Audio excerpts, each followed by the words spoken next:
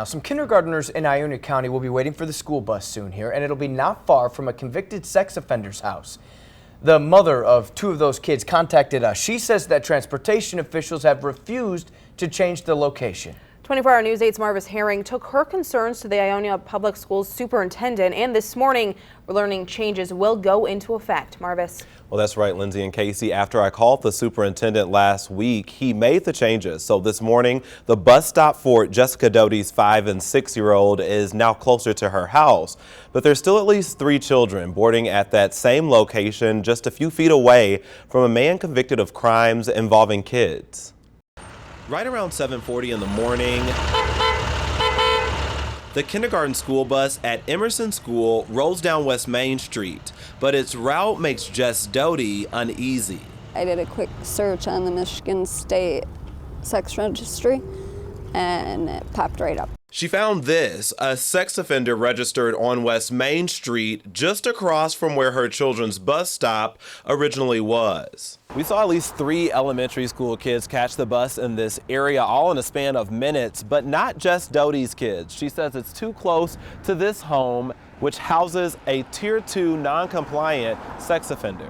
I've spoke with the bus garage, and they told me they're not going to move the stop. But that story changed when I spoke with Ron Wilson, superintendent of Ionia Public Schools. He told me he was unaware there was a sex offender's home so close to the stop. You know, were they concerned at all as well? They didn't seem concerned. They told me that he had been there for many years and they've never had an issue with him. What's your response to something like that? Usually when you get these weird news stories about something, that's the first thing anybody who knows the person says is, well, I've never had an issue with him. That surprises me. And while the district now hears her concerns, Doty's worried about what surprises could be ahead for other kids facing similar situations. Well, my daughter, she's easy to talk to. She thinks everybody's her friend. She's naive. And she doesn't think anybody's a bad person. If he simply tried to get her into his house, she would go, no questions asked.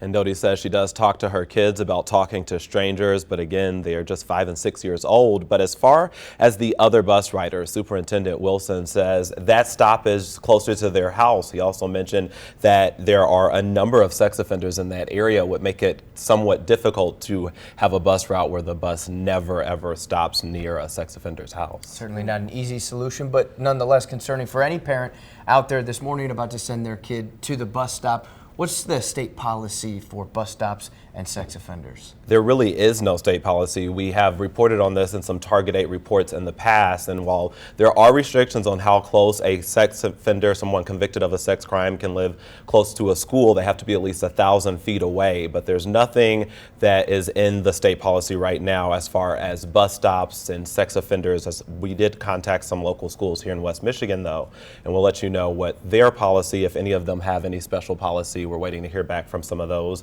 and we will report back later this week. All right. Thank you, Marvis. Of course, if you're wondering about sex offenders in your area, you can head over to this story, which will be on woodtv.com, and check your neighborhood before you send your kids down to the bus stop this morning.